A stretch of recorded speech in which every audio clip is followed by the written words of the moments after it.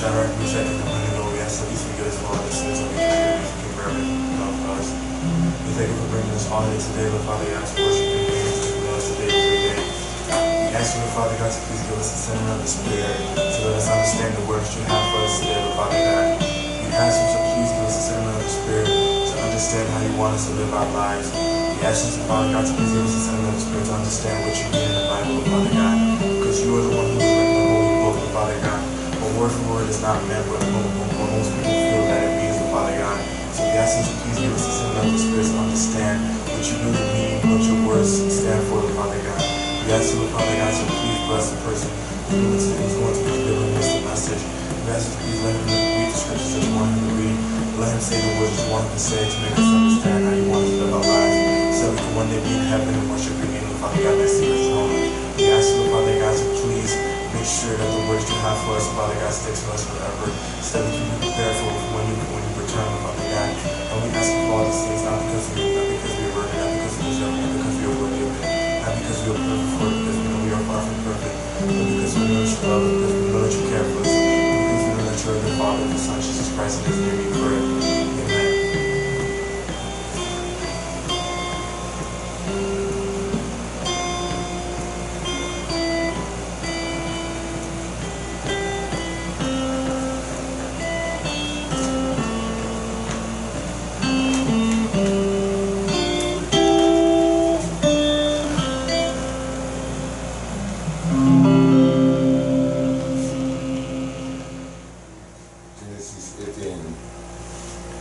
Verse 18 to 23, and Genesis 19, verse 1 to 23.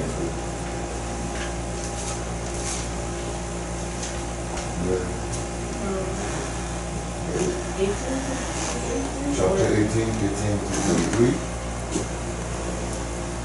and 19, 1 to 23.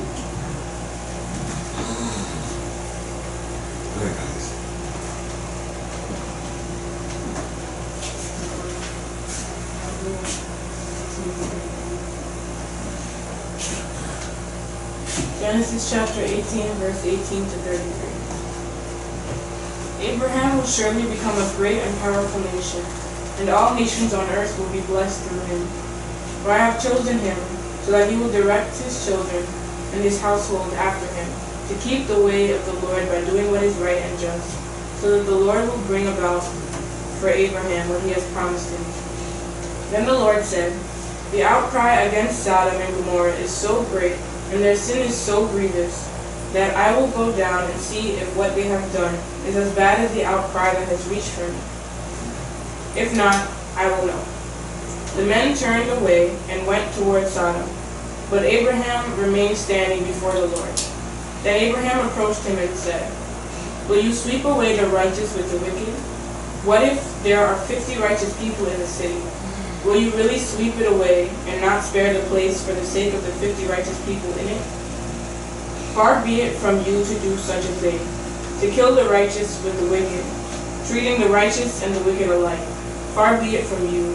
Will not the judge of all earth do right? The Lord said, if I find 50 righteous people in the city of Sodom, I will spare the whole place for their sake. Then Abraham spoke up again. Now that I have been so bold as to ask to speak to the Lord, though I am nothing but dust and ashes, what if the number of the righteous is 5 less than 50? Will you destroy the whole city because of 5 people? If I find 45 there, he said, I will not destroy it. Once again he spoke to him, what if only 40 are found there? He said, for the sake of 40, I will not do it. Then he said, may the Lord not be angry, but let me speak. What if only 30 can be found there? He answered, I will not do it if I find 30 there. Abraham said, now that I have been so bold as to speak to the Lord, what if only 20 can be found there?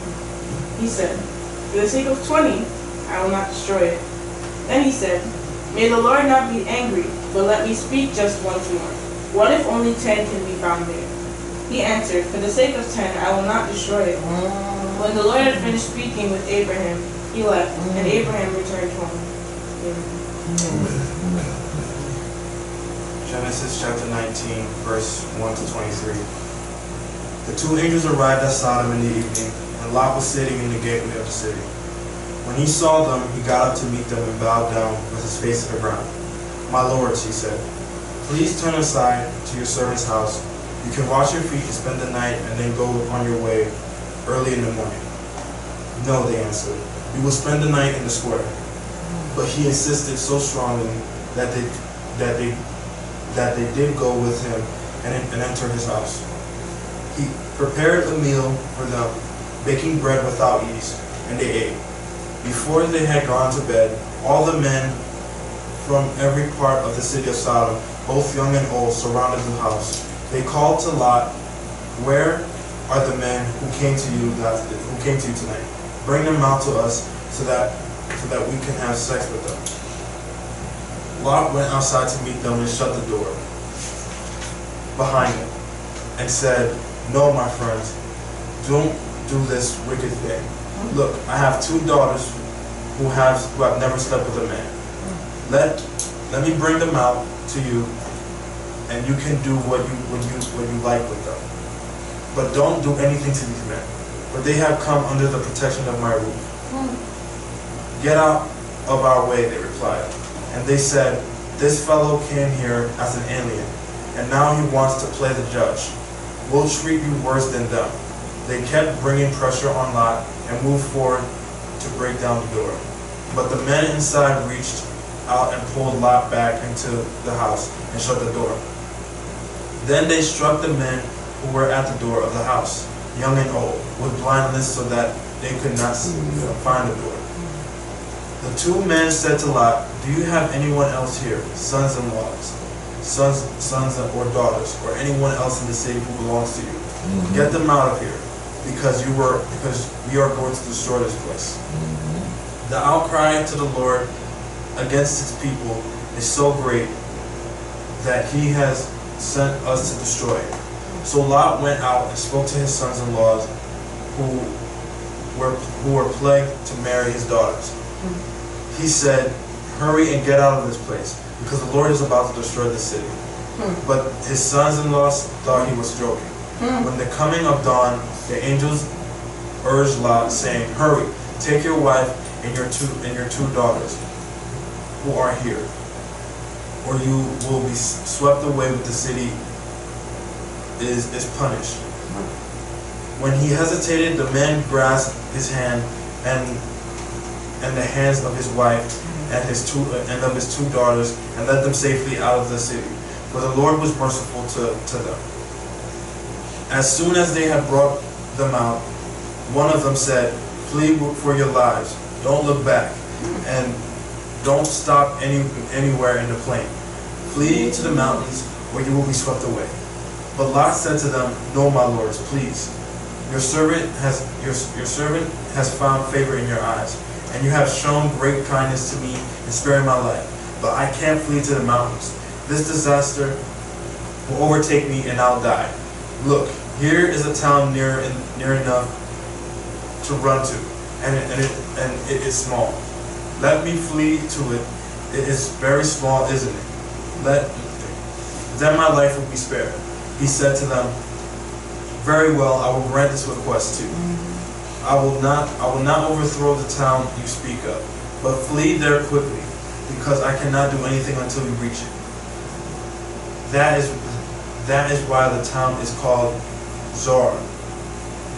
By the time Lot reached Zoar, the sun has risen over the land. Amen. Amen, amen, amen. Hallelujah. Praise God. Praise God. Praise God. Praise God. Praise God. Praise God. Thank you, Jesus. Thank you, Jesus. Thank you, Jesus. Thank you, Jesus. Thank you, Jesus. Thank you, Jesus. Thank you, Jesus. Thank you, Jesus. Hallelujah. Hallelujah. Hallelujah. Hallelujah. Hallelujah. Hallelujah. Hallelujah. Hallelujah. Hallelujah. Hallelujah. Amen, amen, amen. Amen, amen. Let's see. Hallelujah.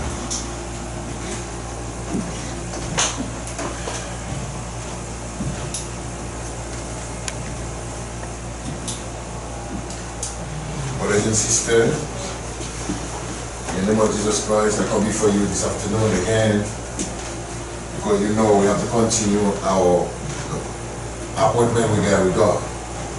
We have to keep preaching the gospel of God until God said it's time, the time is over. So your brother, you know already, Reverend Evangelist Dudley Pierre is here again this afternoon to talk to you and to give you all the gift, all the blessing God give me to give you. So I'm here this afternoon, hallelujah, to take the word of God for you. And I ask God, hallelujah, to give you the spirit of the discernment. May God bless you. May God give you attention. May God give you patience. May God give you, hallelujah, good behavior to understand very well what God has for you this afternoon. Because Jesus is the way. Jesus is the truth. Jesus is the life. Jesus is the only way anyone have to go by through to go to the Father in the heaven. So we have to take the word to you and to let you know He's ready. He's on His way to come. Not much left for Him to appear.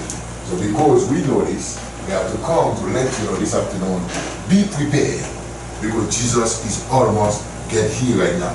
And that's why we have to make what we can do, the best we can, to give you everything He gave me as a brother, to take that word to you and to ask you, please, do not stay too long, do not play anymore, because the time is over.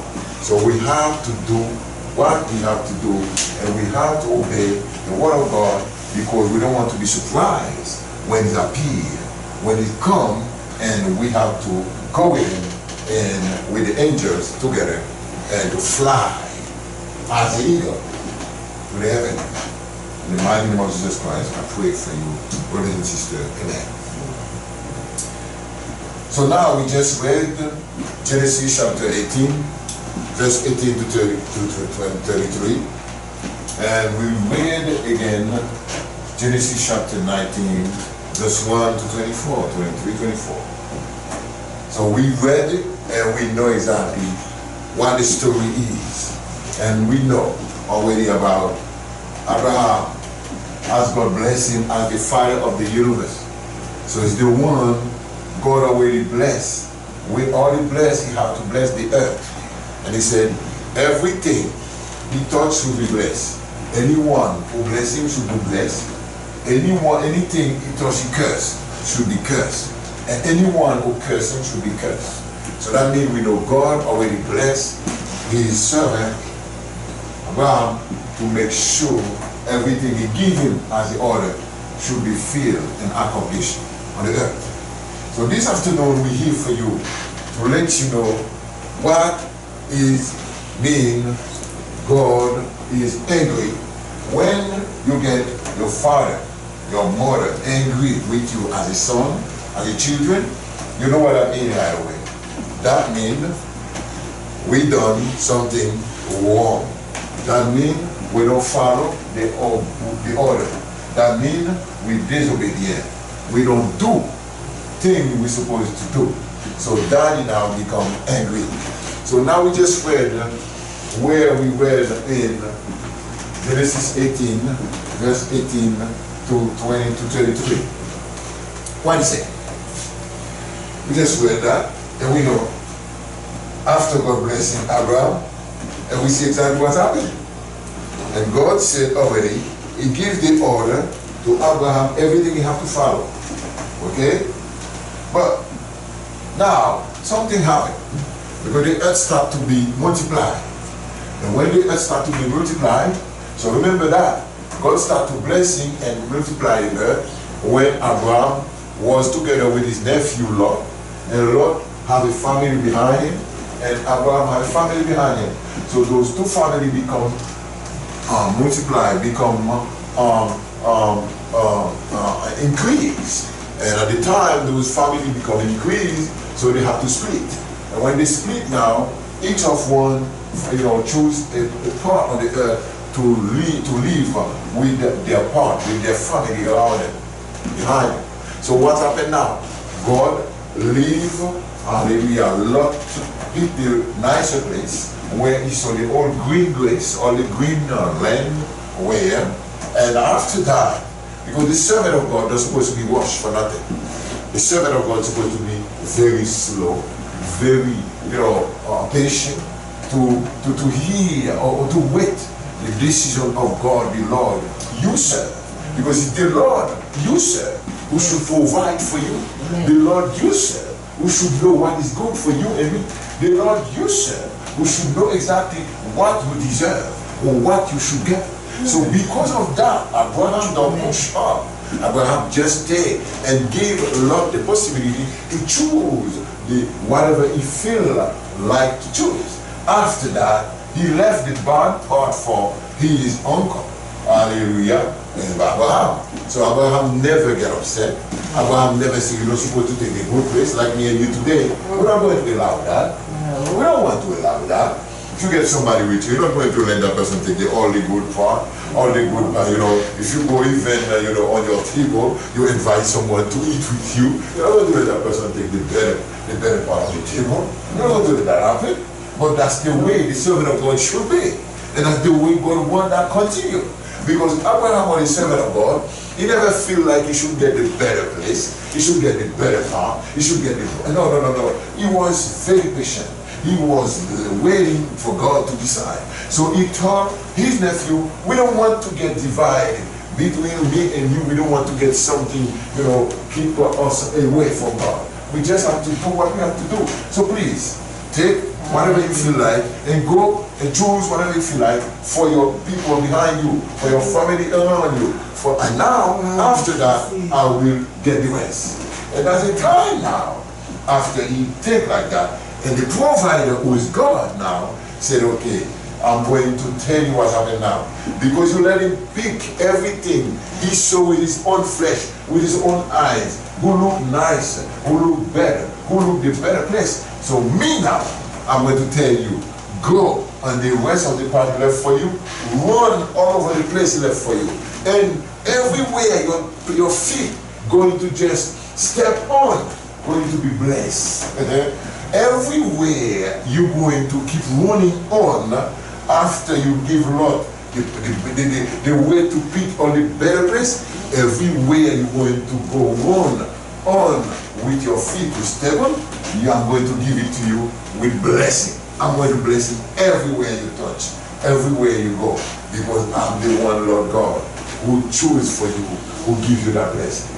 So now you see, it's not good for me and you as a servant of God to be all the time trying to be the first, or trying to be the better, or trying to be the better place, or keep get a better part, and now I'm supposed to be the one who's supposed to be like everywhere we want to go as a pastor, or as a bishop, or as a reverend, or as a evangelist, or as a man of God, or woman of God. If they send you somewhere, you're going to say, if God have to be blessed, God have to bless me first. If God have to give, you have to give me first.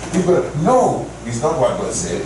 God said, you give first what you get, what you feel like for you, to your neighbor, to your brother, to your sister. Me, if you believe in me by faith, as a provider, I will give you double percentage or whatever you do. That's God's word. It's not me. It's not me. It's God's word. That's the way God acts. That's the way God wants to happen. So now, you see Abraham, now he's already set in the part where God put him to be blessed. And now, Lord, on the way, he get his blessing. What happened now? Because he chose, and Lord was choosing Sodom and Gomorrah place to go. And now, finally, that place become corrupt. When that place become corrupt, so now the people start to be multiplied. So no one can really control the people there now, because they feel like they get freedom to do everything they want to do. That's the word of God. I'm going to keep telling you it.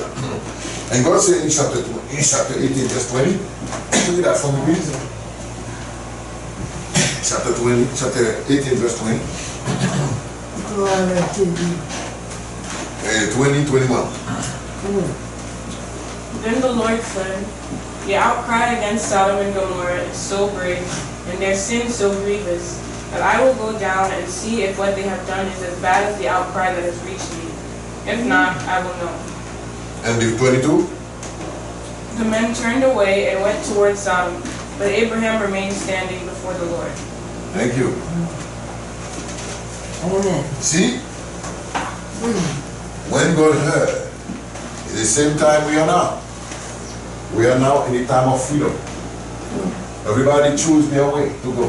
Yes, sir. No one wants to follow God the way God wants us to. Yes, sir. Everybody follow their own way to go.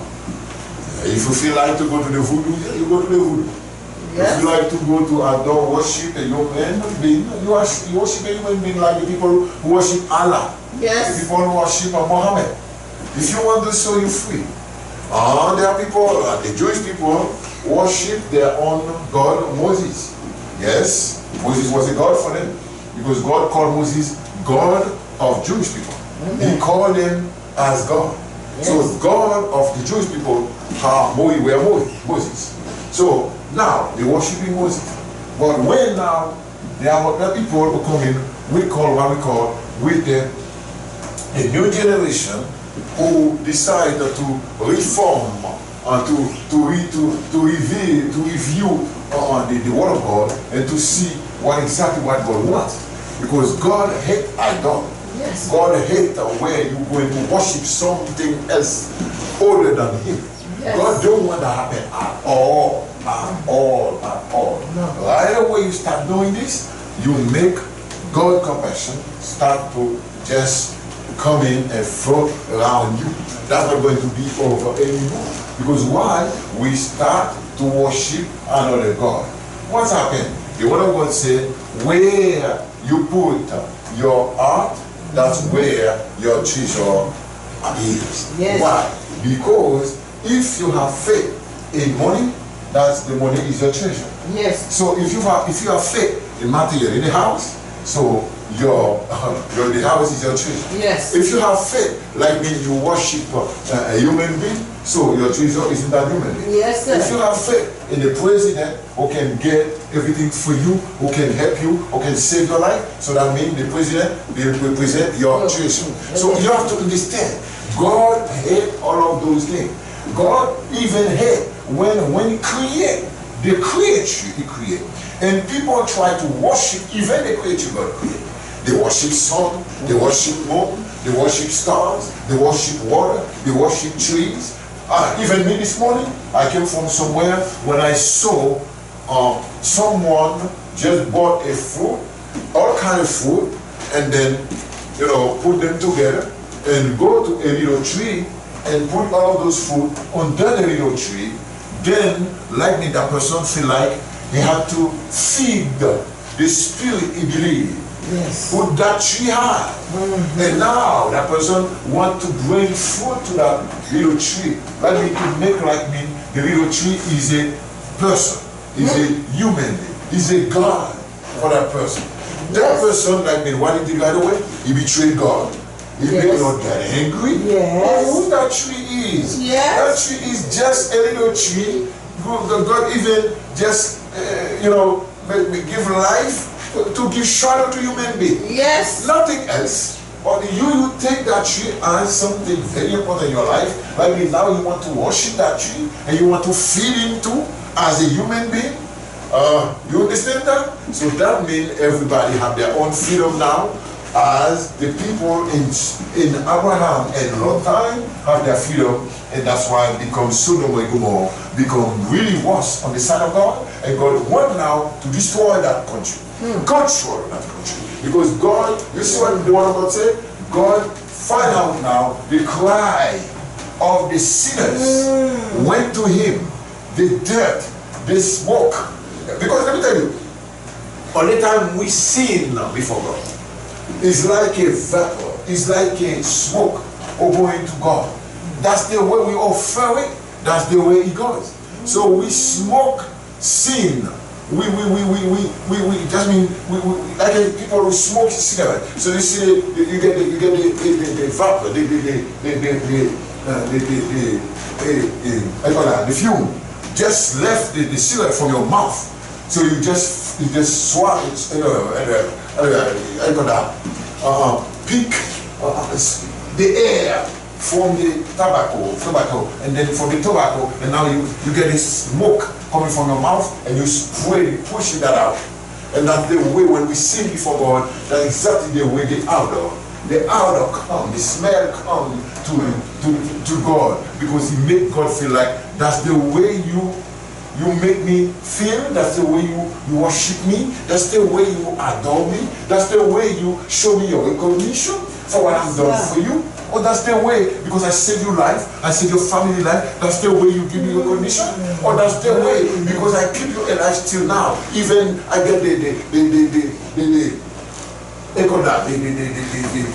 hurricane, everything come up, like we get the tornadoes, everything come up and destroy the earth. And I save you from all of those bad weather condition of those things. So now, you're the one now who's supposed to worship me and thankful me every day for what I've done for you. And now you show me like me, you never recognize me, you never remember me, you never think about me. So you know what? Now God, you make God angry. God feel like the way you abandon him, that's the way He's going to abandon you. He's going to make like He don't know you. You don't even know, because the earth is belong to God. The earth not belong to human being. The earth is belong to my God. He's the one who created the earth. Remember that the earth was covered with the water, and the Spirit was moving on the top of the water. So nothing was exist at the time. So God is the one who created everything. So when God created everything, now you come in to say you get the power to dominate on that. God never let that happen. You take so because you feel like you're great, you get money, you king, you whatever, you're a powerful man, you're a powerful man. You take no. The master of masters is there. Yes. The creator of the creators is there. Yes. The king of kings is there. He's the one who watching and control everything. He's the one who can tell you, hey, hold on, I'm the one who's the boss. I'm the one everything belongs to. You're not the one. I'm the one who owns everything. You're not the one. I'm the one when I create everything. You don't even exist at that time. You, where were you? Ask Job, God asked Job. Where were you at that time? I was creating all of those things. Now you want to talk to me like you were witnesses everything I was done. So you have to understand, me and you, before God, we are nothing. We have to understand, when God chose Abraham, He blessed. When God chose Abraham, his family, He blessed. Because the family get blessed because of Abraham. So you understand, when you try to follow the word of God, God is allowing you and bless you. But when you curse the word of God, God cursing you the same way, because you don't believe in the word of God. So now you see, Sodom and Gomorrah cry by sin they do before God. So now God come down. And when God come down, He said, I feel angry now. I'm not going to let that happen like that, because I don't like it. So now in verse 20, 21 and 22, you see, God said, I'm going to come down and I'm going to do something. And what God did right away? In verse 23, 24, keep going, go ahead guys. Let me know what God said. What God said. Chapter 18, right? No, that's Abraham. Yeah. What Abraham said right away. When God talking. Then Abraham approached him and said, will you sweep away the righteous with the wicked? What if there are 50 righteous people in the city? Will you really sweep it away and not spare the place for the sake of the 50 righteous people in it? Stop. Thank you. Have a seat. Okay. Abraham as a man of God. Abraham as a servant of God. Abraham. So when Abraham as a servant of God heard how God talk, what God said, God feel angry. God said He's going to do something. So now Abraham said, wait a minute, Father, my Lord, I know we get a lot of things going wrong over here in this earth. So if you're going to bring your judgment, you're going to take your judgment on us. So all the good people going to be disappear because of the judgment you're going to take on the earth. So that means to pay the price of the consequence of the sin. So all the good going to pay the price together with the God. People who curse, who disrespect you, who adore, who worship idol. So, and the people who not worship idol. And the people who not clean, so that's the way Abraham taught. Because Abraham taught not only him worship God, he thought they have somebody else who worship God. Now I thought not only him maybe believe in God, there are some other people who believe in God. Yes. So you don't think it's fair to let God destroy the whole earth because of the sins people commit? No. He asked God, could you please tell me what you want to do? God said, I want to destroy the Sodom and Gomorrah land, the country, because they not listen to me, they not worshiping me, they make me angry. Because you think everything is alright when you see everything coming smooth, joy, everybody get their own party, everywhere you go they are party, like barbecue, like enjoy, like people get man to man, woman to man, they don't even know the word of God, they hate those things, they just do what they have to do, what they feel like to do, they just follow their own desire, they just accomplish their own desire, they just feel themselves the way they feel. So God feel like upset right now, because we human beings now, forget about where they come from. I was the one who made them with my own hand with the dust. And now they come in front of me to tell me they don't want to nobody talk to them anymore because they feel like too powerful before me, myself as God, as the creator. So now God get pissed off. And what happened? So finally, Abraham said, please, Daddy, I know you're not going to just, get upset with me, but I feel like I think we have some brothers and sisters who just deserve some protection too, because I know you're a good God. You get your grace, you get your pardon, you get your way you judge people. So please, I don't think it's fair to destroy the whole Sodom and Gomorrah. So if you find 50 people, wait. God said, okay. What do you want I do? Okay, keep continue to read and you will see the story, how God acted. And when his son, Abraham, asked him the question. Keep walking, keep reading for me, please. That's 20, 26 to the rest, 32. Good. 26 to 32.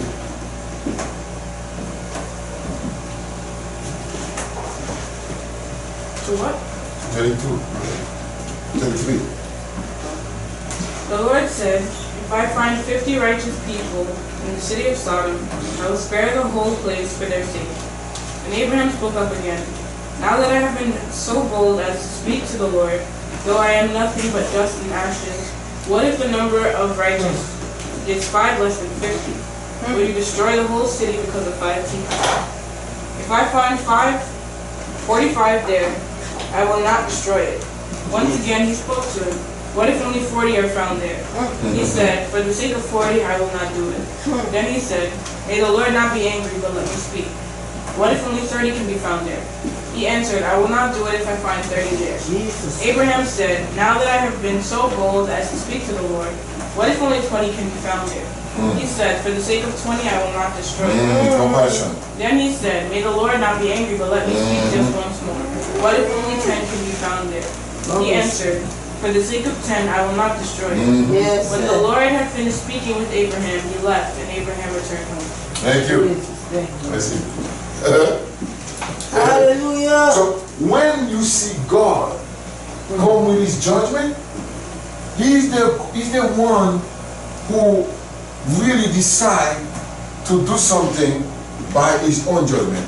God never want to judge something to find a mistake after his judgment. He want to bring his judgment. When he bring his judgment on us, he want to make sure he got the way to explain himself, why he done so, why he destroyed so, why he acts so. Why? Because you don't want we human beings find him guilty because he did something he don't supposed to. He's a perfect God. He's a God of reality. He's a God of judgment, and his judgment never get redo again. No one can find a judgment on God. This is when God decides something, that's it. Nothing can come and say, you know what, God, you did something really bad. That's supposed to. You know, human beings always want to correct God. And we correct God anyhow, anytime, anyway. Because when I can tell you we correcting God, yes we do. Because a lot of people find out God made a lot of mistakes. Okay, listen, I'm going to give you an example. We have to make sure we're honest before God to explain it. People who feel like God not supposed to make me this color, they try to change their color. What I mean? We're correcting God. You want to make God feel like you're not supposed to make you black, you're supposed to make you white. Yes, sir. So now you try to find the powder, you try to find some kind of cosmetic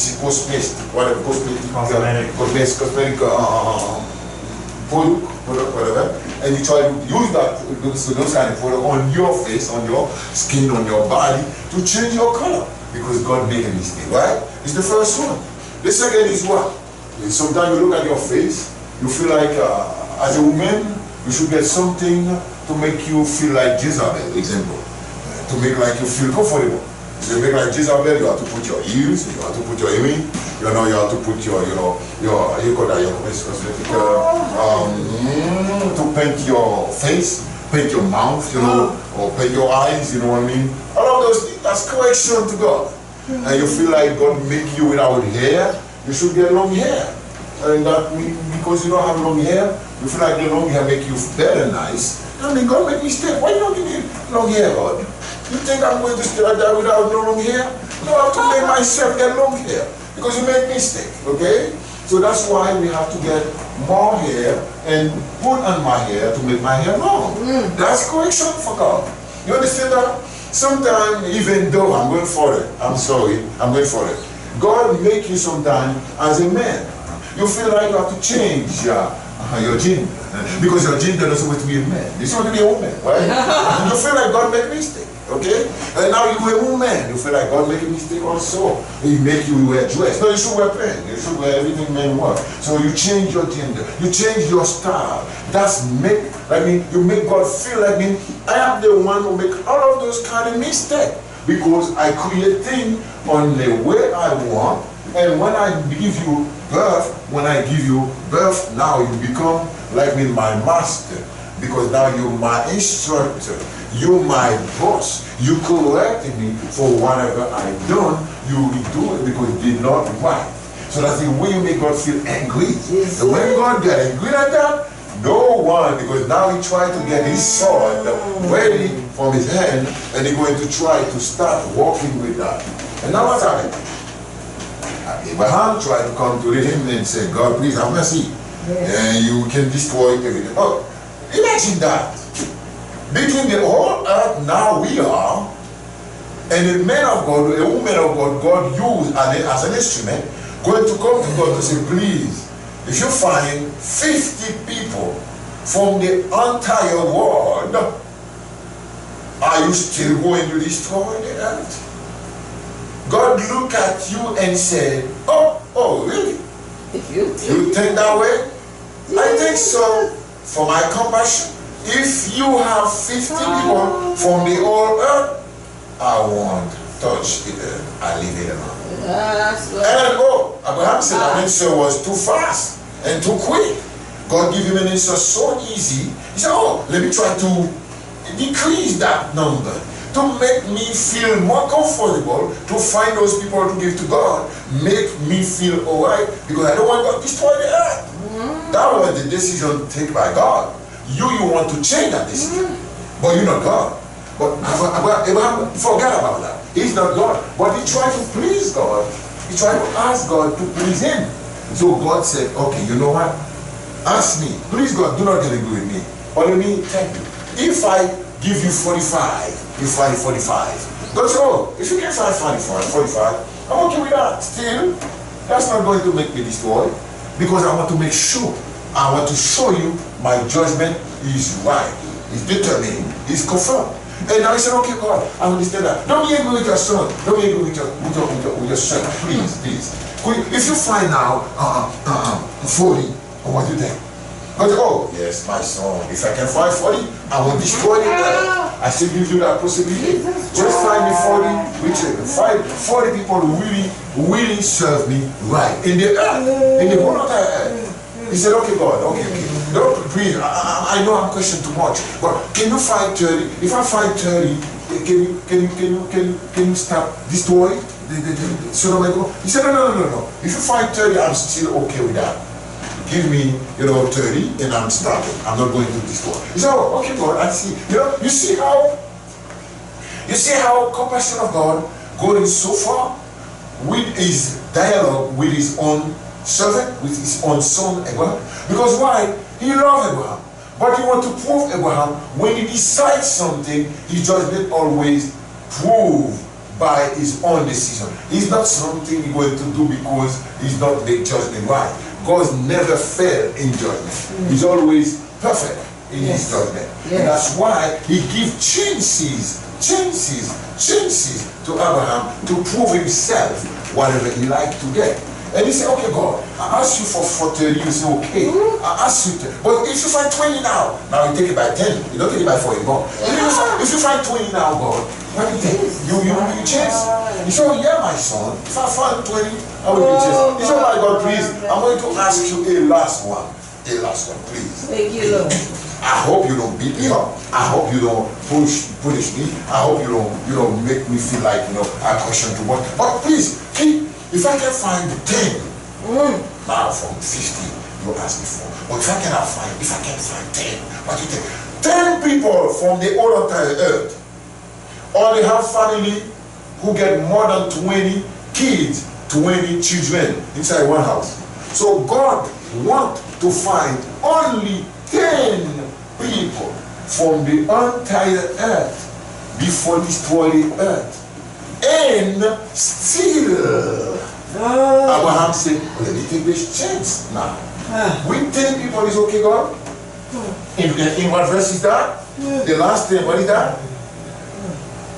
In verse, voici Dieu, okay, 32, 10. If I find 10 good people, 10 rich people, so can you accept it for me? And you don't destroy the earth? That's so easy, right? 1, 2, 3, 4, 5, 6, 7, 8, 9, 10. Oh, my God, not even 1 second. I count up 10. That's easy. God say, oh, my son, if you can find me 10, I will be still. Give you a chance. I will destroy that earth. He said, okay, God, I'm okay. Now he thought that was easy to find 10 people in the earth. Imagine you give, God asks you for 50, you cannot find it. Now you reduce that 50 to 10. And I know all of us who listen now, who watching me, who try to take the word of God to you right now, you're thinking about 10 people is nothing. Because the church, there are certain churches who get more than 5,000 people. There are certain churches who get more than 2,000 people. There are certain churches who get more than 250,000, 250, 500 people. So 10 is nothing. So God come into my church, you cannot find 10 people. Oh no, me, I'm a pastor with my family. Me and my wife, we get 8 kids and me. I think myself and my family, we should cover that thing. Jesus. Because I'm a pastor, I'm a bishop, and I get 10 kids. I get 8 kids. So me and my wife make the other 2. I get 10, right? I give you an example. I don't have 10 kids, I don't have 8 kids really, don't think so. Your body don't have that much. Your body have only 3. Because God give me 3.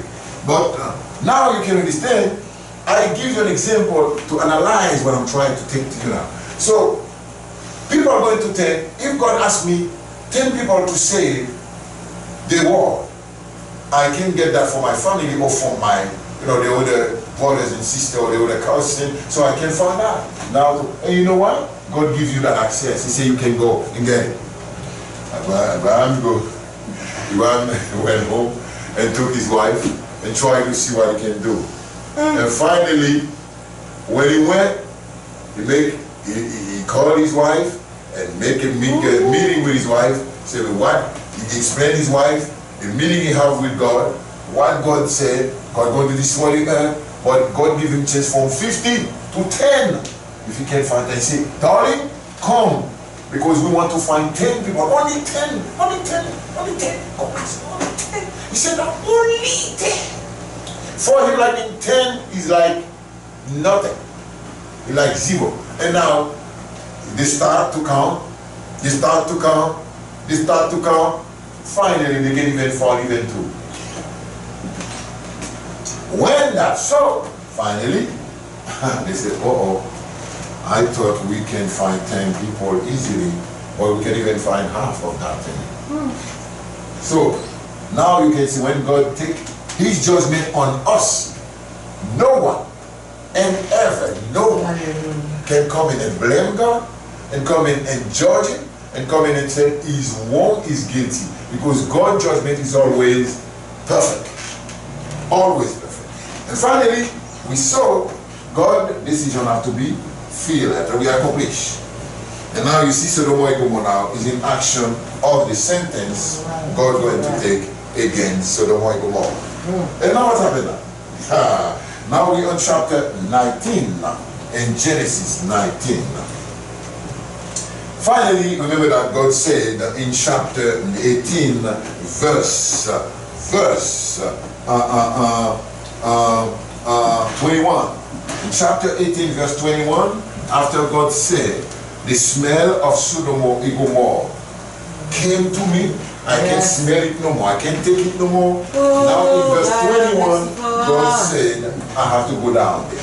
Because I have to try to find a solution to destroy the earth, because I can't smell that scent anymore. The scent came to me, I feel like vomiting. So I cannot take it. So God said, I have to go down. So in verse 21, chapter 18, that was the sentence God decided to do, to take. Okay? Now we are in chapter 19. God sent 2 angels now, because he said he's going to come down. So now he sent 2 angels as his messenger. God sent 2 angels. And read that for me, please. Hallelujah.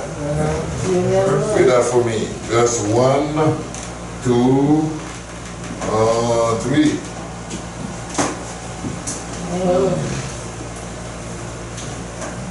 The 2 angels arrived at Sodom in the evening, and Lot was sitting in the gateway of the city. When he saw them, he got up to meet them and bowed down with his face to the ground. My lords, he said, please turn aside to your servant's house. You can wash your feet and spend the night, and then go on your way early in the morning. No, they answered, you will spend the night in the square. But he insisted so strongly that they did go with him and entered his house. He prepared a meal for them, baking bread without yeast, and they ate. Thank you. Listen, thank you. Huh? Thank you. Now, after God's decision, in chapter 18, verse 21, now chapter 19, 1 to 3, tell us exactly what God did. He sent his messenger now downstairs, down here, to start and accomplish his order. Because finally, the contract he had signed with Abraham, his son, his servant, Abraham cannot fill that contract, cannot accomplish that contract, cannot find 10 people, cannot find 10 people, so he cannot find even 5. So finally, now nothing to say more, because God had to do what he decided to do, because all the chances he gave to Abraham cannot find it. So finally, the angel arrived. When the angel arrived, they came down. Lot, as the servant of God, have decided those 2 angels arrived in the city. And Lot was sat away somewhere, and then saw them, and then went and met them, and then, just bowed down before them and salute them. And at the time he saluted them, and now they came, they said, he asked them, please, could you come? You see, what Lot did here, that's how to take your and my attention to understand what he did. When he saw those 2 angels who represent God, he invited them. He invited them as a hospitality. He invited them to receive them, to feed them, to give them the place to live. He invited them. He don't say like me, he don't care or wherever they coming from. No, no, no, no. He found them because he knows the strangers. So he invite them to his house. They're strangers. But he said, please, can you come to my house and pass the night before, I don't know your mission, what you're going to do, but I feel happy to invite you. Can you do that? Can we do that? Can we show the stranger everywhere and we invite them to our house to get rest, to prepare food for them, to receive them with, wiseness, to receive them with, nice way, nice behavior, and to tell them, could you please come to my house? You and me don't have that feeling, because you always say, that person could be a trap, that person could be a devil, that person could get a bad spirit on him, that person could be, a criminal, that person could be, all kind of things come to your mind. Because why? You don't know what God's word said. God's word said is the blessing when you can give to your house, rest to the strangers, rest, receive them, and give them everything you look like for you. You just receive them with all heart.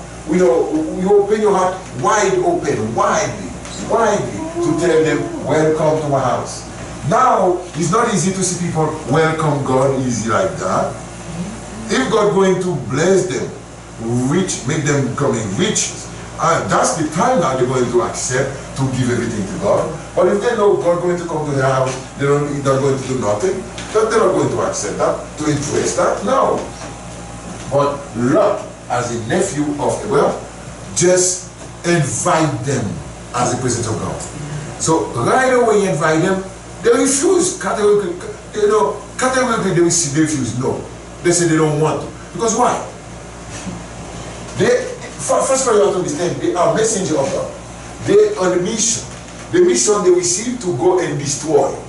So they don't have no one. God don't give them no order to stop nowhere. God don't give them no order to just go do this before you destroy, go pass by there. No, God don't give them order like that.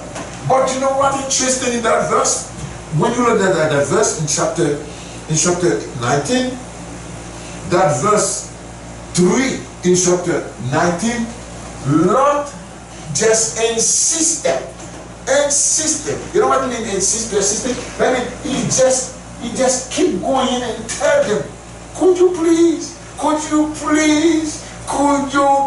stay in my house? Could you please?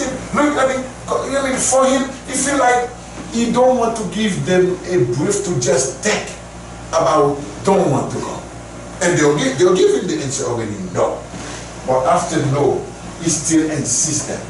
Finally, they heard that mean his voice cried too much to them, they accept. They stay. Why? Because right away you see someone impress you like that, with all heart like that, that means that person offer you already himself. In himself, he give it to you, his life, because he want to tell you, what else I can do again to tell you, come to my house? What else I can tell you again to tell you I'm ready to receive you? My heart is open to receive you. I feel like very, very down if you tell me no, because I feel like your presence in my house make me feel happy, make me feel I'm going to pass a nice time with you, a nice night, and I will feed you, I will give you a party, I will make, this time you can see Lot is really a receiver, a servant of God. So finally they accept, and when they accept, what happened? They pass the night, and after they pass the night, let us hear the word of God, to hear the story, what they did after Lot forced them, and after Lot pushed on them so hard, they accept. And let us see what happened. Verse 4 to 11 in chapter 19, Genesis. Before they had gone to bed, all the men from every part of the city of Sodom, both young and old, surrounded the house. They called to Lot, "Where are the men who came with you tonight? Bring them out to us so that we can have sex with them. Lot went outside to meet them and shut the door behind him and said, No, my friends, don't do this wicked thing. Look, I have 2 daughters who have never slept with a man.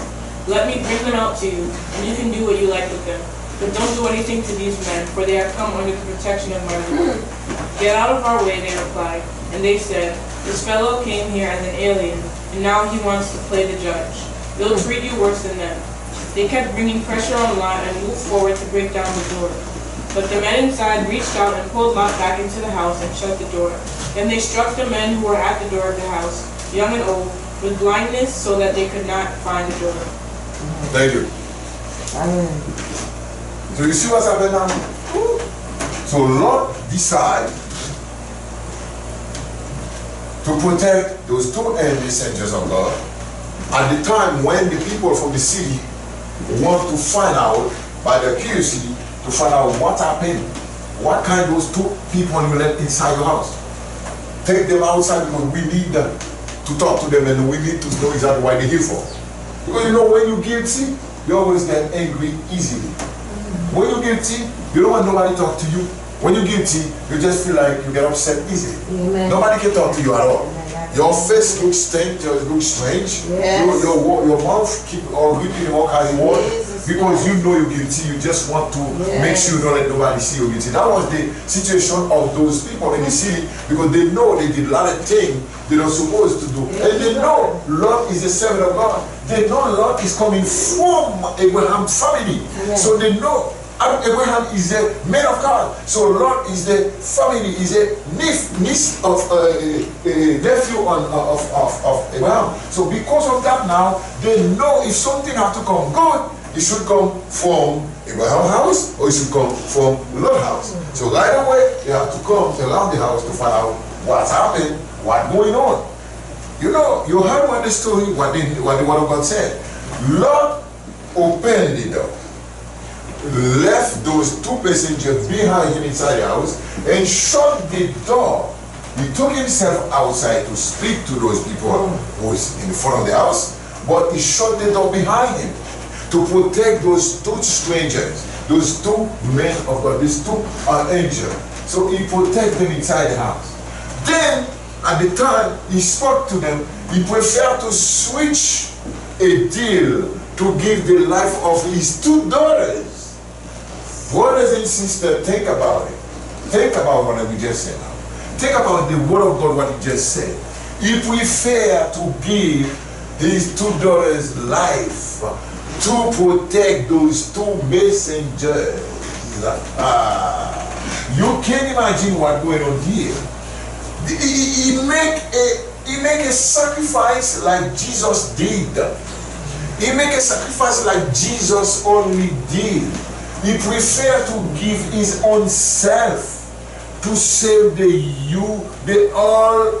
save the humanity on the earth. Jesus gave his self-life on the cross in sacrifice because he said, I don't care, take my life, but let's see how I can save them because my dad loved them so much and I have to pay the price of that. So because Jesus accepted, that's why me and you today, we get hope, we have faith, we believe, because Jesus is the only one who gives his life, his entire life, to save me and you. So this is right. Look at it. Now you can see a second situation in the Bible where in Genesis 19 in verse 4 to 11, where you see Lot as nephew of Abraham was in the family of Abraham, so he's now take his own engagement to give his entire daughter's life to save the life of 2 messengers, unknown people where they come from, unknown, not even a relationship, not even nothing with them people, never knew them before, never met them before, but the first time he met them, he preferred to make a deal to give his daughter life because he wanted to protect them. Oh, God loved this. God loved that. God never found this so easy. God never found this in the earth right now where we are. God not going to find it. Myself, I'm the one who can tell you. I'm the one. Because I blame God because I lost my first daughter. So now I think because I totally God don't love me. God don't have no love for me. Because my first daughter is supposed to be alive. If God decided to take her life, so I feel like I miss a lot. But you know, imagine the way I lost her and the way I feel.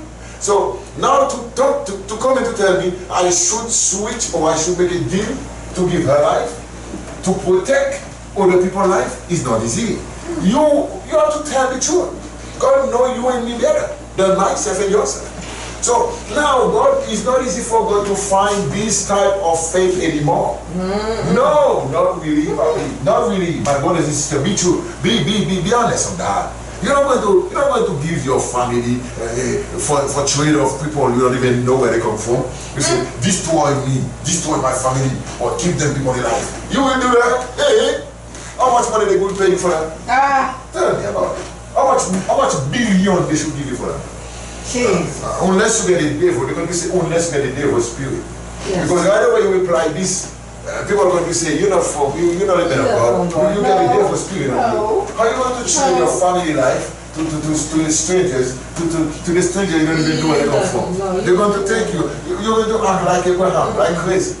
Give your child in sacrifice to God. And that's exactly what Lot did. Lot did what? You see? Abraham gave his only son. After a while, this happened to Lot. Abraham going to get one son at 99 years old, and he's going to give that in sacrifice to God. And you see, Lot already applied his faith to God by trading his 2 daughters to save 2 messengers of God. Oh, that deep. And God loved that. And what happened after that? Those people say, wait a minute, we don't care about whatever you say. Let us go inside to do whatever. Let us, those people outside, because we want them outside. We want them there. God said, no. You hear what's going on? Because those people were so many crowd in front of the house, and because they don't want to hear the word of Lord, what we're talking, God said, now, because you don't want to hear not even what he said, but you don't want to comply to whatever he asked you to do, to take his daughter instead of us, we're going to show you now who we are. God said, I'm going to show you who I sent. So you want to know who I sent? You want to know who those 2 messengers are?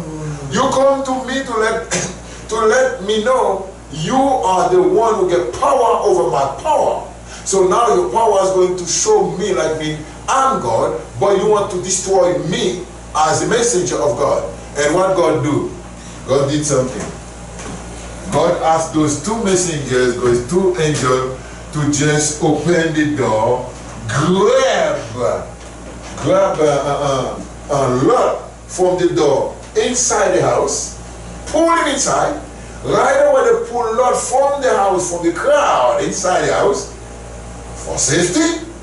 The same hand who grab Lot from the house, just sentence outside blindness to those people from the city. Now, you remember what was happened to Tower of Babel, right? The Babel Tower, you remember that?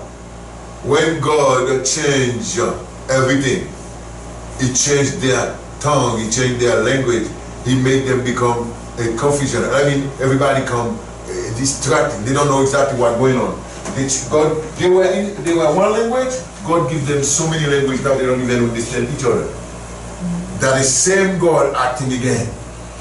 He told those 2 messengers put their hand outside and just send the sentence to that crowd outside, and all of them from the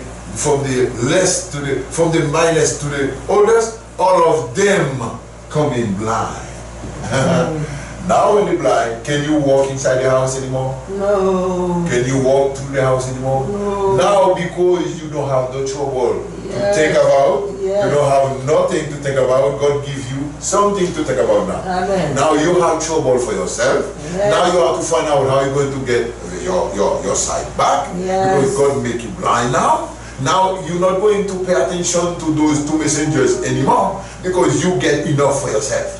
So when you don't get God respect, when you don't care about what God tell you want to do, when you don't care about the God power, and God going to show you who He is. Yes, and because that now God puts you inside inside a situation, now you have enough for yourself. You don't have time to think about others anymore, because you said you were too free. You get too much freedom. That's why you do whatever you want. That's why you choose your way. That's why you do whatever you feel like. You hate your brother and sister. You kill your brother and sister. You destroy by your tongue, by your way, by your action. You feel like whatever you feel like because you have too much freedom.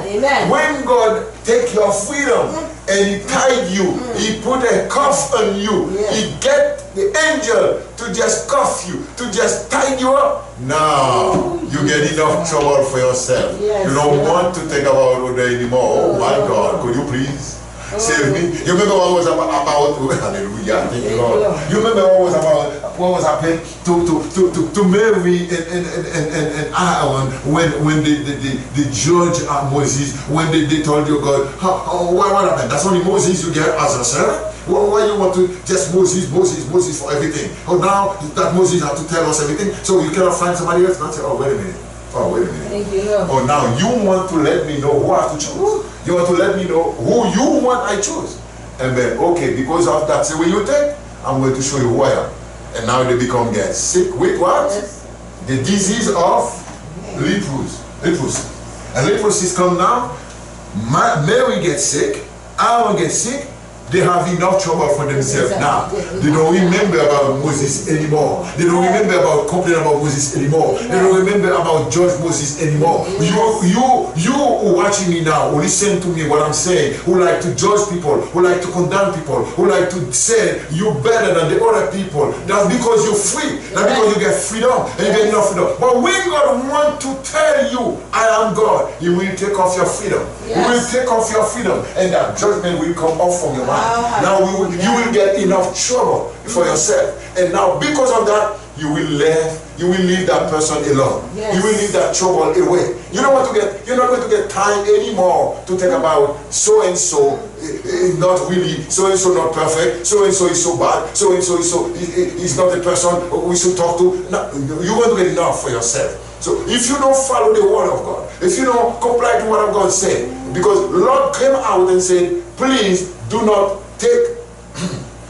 nothing wrong against the people, the unknown where they come from, the messenger, I don't know where they come from, but please, the strangers in this country, do not do nothing. Take my children, do whatever you want with them. But that's not their plan. Their plan is to destroy.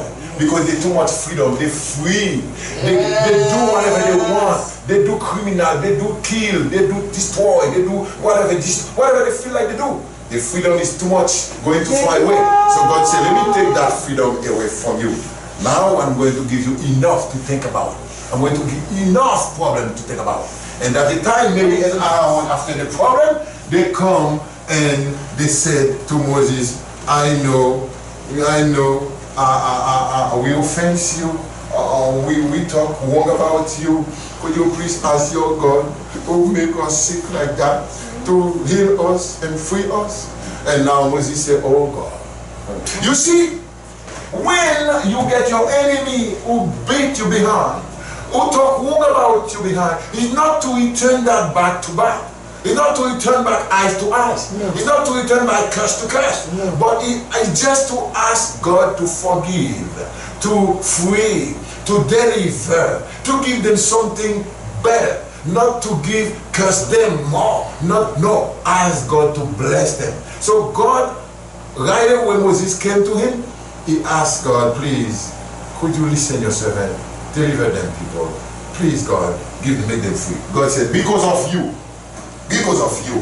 Yes. Because now they get enough trouble now. They don't come to complain about it anymore. Because now they come to complain about their own curse. Because they get enough curse to think about. Yes. When you come in and talking about the other people, that means you forget about your own curse, your own trouble. You get more trouble than the other person you care about, you pay attention to. We get more trouble about. We get more trouble about our own life. to be thinking about. So God wants to teach us a lesson. So now He gives them people lesson. He make them become blind, so they get enough trouble. Now they forget about what they want to do. Now, finally, they went back away from the house. And now, what happened after that? So because now, remember that, the angel pulled back Lord inside the house. Now they have to get a dialogue between themselves. They have to get a communication, a relationship. Because the action of Lord is a lot for God. So let's see, we're going to finish at this last one we're going to read now for the end of the message we preach today. Amen. So we're going to continue. The last part of it is what? 12 to what?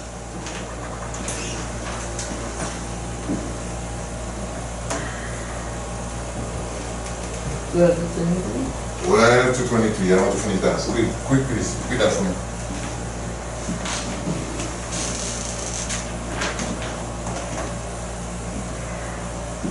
The two men said to Lot, "Do you have anyone else here, sons-in-law, sons and daughters, or anyone else in the city who belongs to you? Get them out of here, because we are going to destroy this place." The outcry to the Lord against His people is so great that He has sent us to destroy it. So Lot went out and spoke to his sons-in-law, who were pledged to marry his daughters. He said, "Hurry and get out of this place, because the Lord is about to destroy the city." But the sons-in-law thought he was joking. With the coming of dawn, the angels urged Lot, saying, "Hurry, take your wife and your two daughters who are here. You will be swept away when the city is punished." When he hesitated, the men grasped his hand and the hands of his wife and his two daughters and led them safely out of the city. For the Lord was merciful to them. As soon as they had brought them out, one of them said, "Flee for your lives. Don't look back, and don't stop anywhere in the plain. Flee to the mountains, or you will be swept away." But Lot said to them, "No, my lords, please. Your servant has found favor in your eyes, and you have shown great kindness in me in sparing my life. But I can't flee to the mountains. This disaster will overtake me, and I'll die. Look here. Look, here is a town near enough to run to, and it is small. Let me flee to it. It is very small, isn't it? Then my life will be spared." He said to them, Very well, I will grant this request too. I will not overthrow the town you speak of, but flee there quickly, because I cannot do anything until you reach it. That is why the town was called Zoar. By the time Lot reached Zoar, the sun had risen over the land. Amen. Amen. Do you see what's happening now? So we're going to finish this for you. You see what's happening now? After they get inside the house, so they get a meeting, and the angel and Lot have a conversation. Now they talk about it. And Lot received the order from the angel. Told him, "You know what? You're going to take your family with you, and you're going to leave this place right here, right away. Because what's happened now? We here for God's decision to be accomplished, to be applied. So we're not going to live here without do what we have to do. So, but because of your kindness, because of your faith, because the way you receive us, the way you give us all those kind of strength of your protection, we're going to try to let you know now. Take your family and just leave. Because after you went outside, you talk to the people, tell them, leave the place, and God, because God going to destroy the place, they're going to listen to you. They think you're joking around. They don't know what you're talking about. Because why? Because they not have the same faith with me and you. That's exactly the same way Lord was acting. So now if we go outside to tell the people, stop, doing, some kind of worse action before God, because God will start to get angry, because they have to change their life, they're going to look at you like you don't even know what you're talking about. Because you're talking about God, you're talking about this, you're talking about that, about God, you don't know. So now they're going to think you like you're joking. They're going to think you like you play a game. finally, the angels saw, like the time is almost there for them to leave. The mission is supposed to be a timing frame for their mission to be accomplished. So God is timing frame everything. So they finally find out the time is almost expired. So they have to decide to take the action of the family of Lot to preserve them, to protect them. So when they saw Lot is so careless about that decision supposed to be taken to leave the city, so what they said in verse 16, 17, they say right away, the angel himself grabbed them, the family, Lot, his wife, and his 2 daughters, and they took them and they told them, leave this, leave, just go. But because we cannot do nothing until you get to the place, we have to do what we have to do. And that's why Lord said, oh please, I know you already offer me grace I don't deserve, but please, if you want to save me, do not, because the mountain, I don't think I'm going to get enough time to be in the mountain before you destroy the city.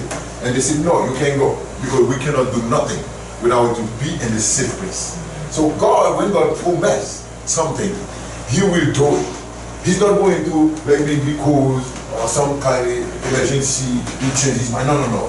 He had to frame time, frame everything to make sure what He said should be done in His proper way, His proper time.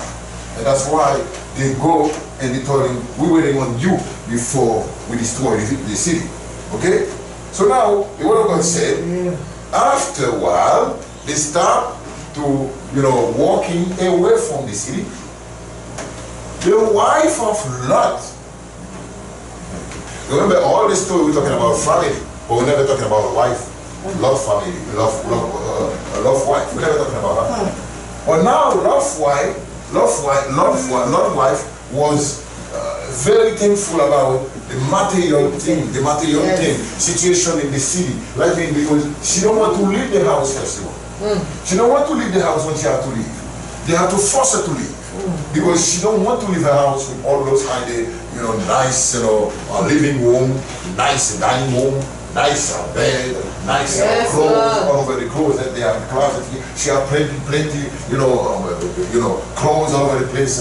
She was a lady who had a lot of things. So now she think about all of those things she left behind. Because she think about all of those things she left behind. But the angel told Lot, please never forget that order we give you. When you step forward, never look back. When you come to Jesus, never look back. When you say you accept God for your servant, for your protector, for your defense, never look back. Because when you look back, the enemy is behind you. He wants to keep you focused on him. But Jesus said, focus on me. I am your way. I am your light. I am the truth for you. So now, that's exactly when the angel have to tell. Remember that. You understand? Right away the angel left the city. The devil, by the fire, the spirit, take control of that city.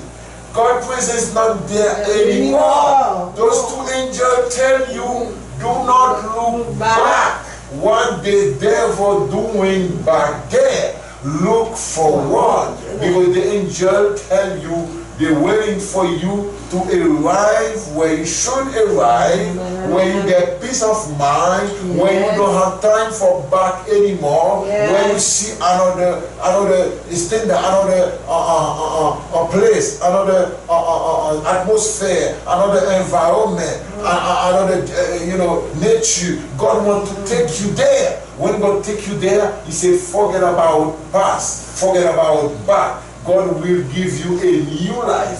God will start you a new life. So when you come to Jesus, that's the word God left for you. Do not look back, because back is the danger. Back is the devil place. Back is the plan of the devil. Back is there when you see already you were there. Listen, if you were in the back, think about it. If you were in the back, and me was in the back. Think about it. If we move forward, that because the back was not good. Yes. If the back was good, we don't need to move forward. No. Because we go there. Yes. But when you move forward, right away you move forward. Listen, I want to go to a market right now. I want to go to a pharmacy right now. I want to go to a church right now. I want to go to a visit to a hospital right now. But listen, what I'm going to do? You going to say I'm walking back way to go to the hospital? No. You going to say I'm walking back way to go to the pharmacy? No. You going to say I'm walking back way to go to the market? No. What I do, I'm walking forward. When I'm walking forward, I'm looking the way I want to be, the way I want to go. But when I go there now, whatever I left home, I don't think about it anymore. Because I'm thinking about the place I'm going to. Yes. What I'm going to do there. Yes. Who I'm going to meet there. Yes. What is my plan to go there. Yes. That's the way you should think. When you step forward, now you cannot think about back. When you make a U-turn, now is a trouble because you go back to the same place where you were before. So when you were in the same place you were before, the same mess you were before you return back there. The same trouble you were before you return back there. The same headache you had before you return back there. Now remember that. When you're sick, you want to see a doctor. You walk for a while to go to the hospital to find a doctor.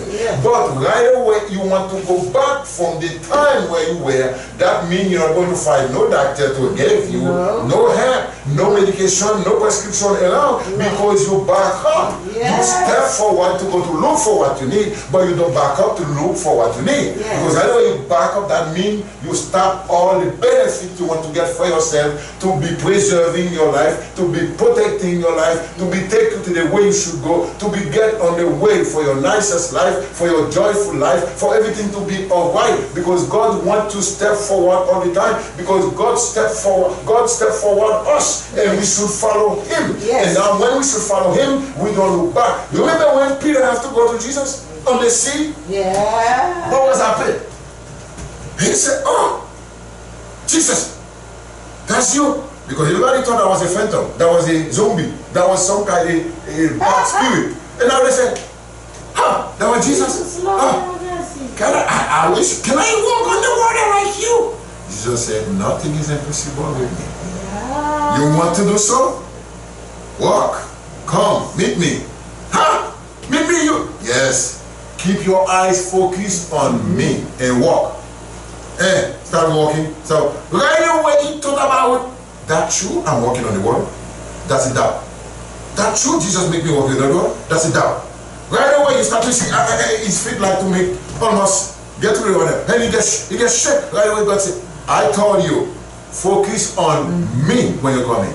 Don't mean your mind, your whole heart, your whole flesh, your whole self supposed to be focused on Jesus. And you walk straight, and He give you strength, He give you completely what you need to take you walking on the water, because He told you to do so. And that's exactly when you with God, nothing can happen wrong to you, because He's the one who gives you all the protection. He cover you with His shield, He cover you with His umbrella, He cover you with His mighty hand, He gives you fire protection everywhere you go. That's why Lord want to Lord received the blessing from the two angels, and he accepted everything they told him, and he left the country, and now he's away from the trouble, and God protect him with his family, because now is a lesson for me and you to know, do not look back, because his wife Lot now walk back way, and Lot walked forward, and his wife looked backward, because she thought about what? She thought about what I left over there, what I left back there, what now I don't get them anymore. Now I'm going to get no house. Now I'm going to get now. Her mind was not in forward place. God preserved for them, but his thought was behind, because her thought was behind. At the time he turned, the devil said, "Here I am." And now it becomes a status of self. Because she becomes a status of self, and now they get shocked. But that's because they disobey what God told them. Do not look back. When you put your hand on the shoulder of God and you forget about what you touch, where you come from, you're not supposed to look back. You're not supposed to go back on the mess you were before. Because when you go back there, the devil is waiting for you. The devil is right there. Say, oh, you want to leave me? I'm waiting for you. Don't worry. Right away, you hear the noise behind you. Don't worry about that noise. Yes. Whenever you heard the vacuum, the thunder behind you, do not worry about that. Because God tell you, come walking to me. Keep forward. And there you will find the rest. Thank you. May God bless you. Amen, amen, amen, amen.